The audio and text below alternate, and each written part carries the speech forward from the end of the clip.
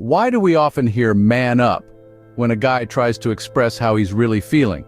This phrase, though tossed around lightly, carries a weight that can silence the most pressing conversations about men's mental health.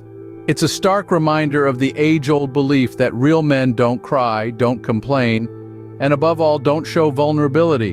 When we tell someone to man up, we're not just asking them to be strong.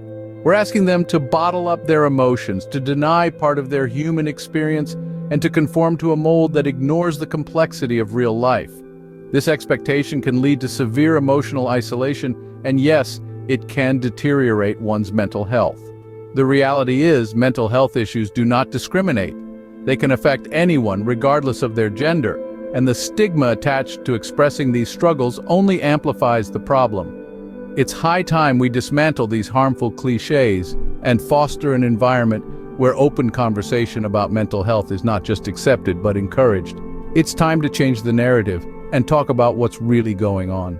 From an early age, boys are taught to be strong, stoic, and silent about their struggles. This mantra, ingrained in the fabric of many cultures, molds the traditional image of masculinity. But at what cost? The societal expectation to always appear strong and unemotional is not only unrealistic, but also harmful. Consider the statistics. According to health experts, men are less likely to seek help for mental health issues compared to women. They are also 3 to 4 times more likely to die by suicide. Why? Because the pressure to conform to a stoic image can lead to isolation and prevent men from seeking the support they need. This issue isn't just about individual struggles. It's about a societal framework that equates emotional expression with weakness. Dr. James Banks, a psychologist specializing in men's mental health, points out that men are often punished by society for showing vulnerability. This can lead to severe depression and anxiety, which, if left unaddressed, escalate into more serious conditions. Moreover, the portrayal of men in media as always tough and in control does little to ease this burden. It reinforces the stereotype that men must handle problems on their own without showing any sign of distress. This unrealistic portrayal can amplify feelings of inadequacy and failure when they are unable to live up to these fabricated ideals. It's crucial to understand that these pressures do not just come from external sources. They are often internalized from a young age, becoming a part of how men perceive themselves and their roles in society.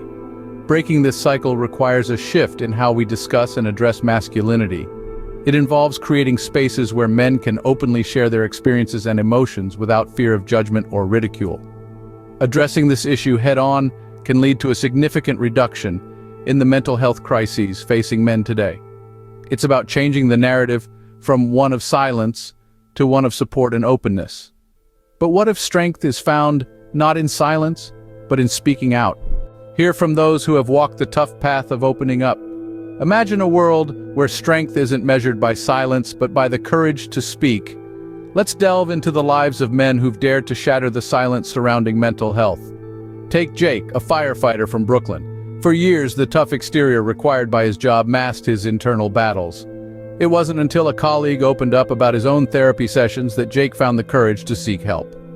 Today, Jake leads workshops on mental wellness in first responder communities, transforming not only his life but also the lives of his peers.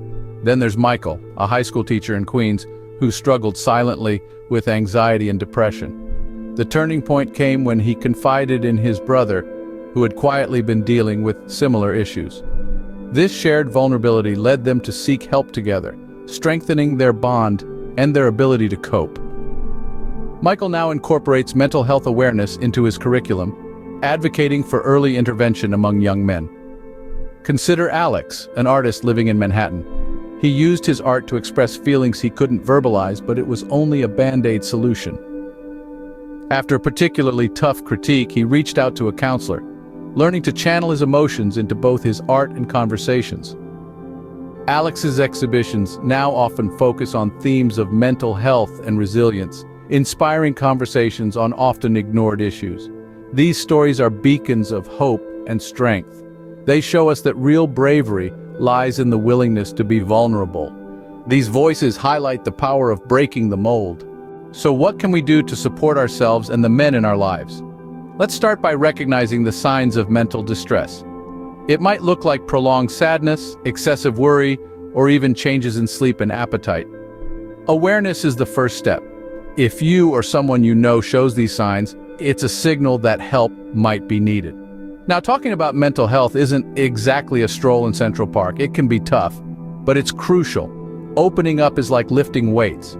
The more you do it, the stronger you get. Start small. Maybe share how you're feeling with a friend over coffee, or jot down your thoughts in a journal. The key is to start somewhere. Finding professional help is another significant step.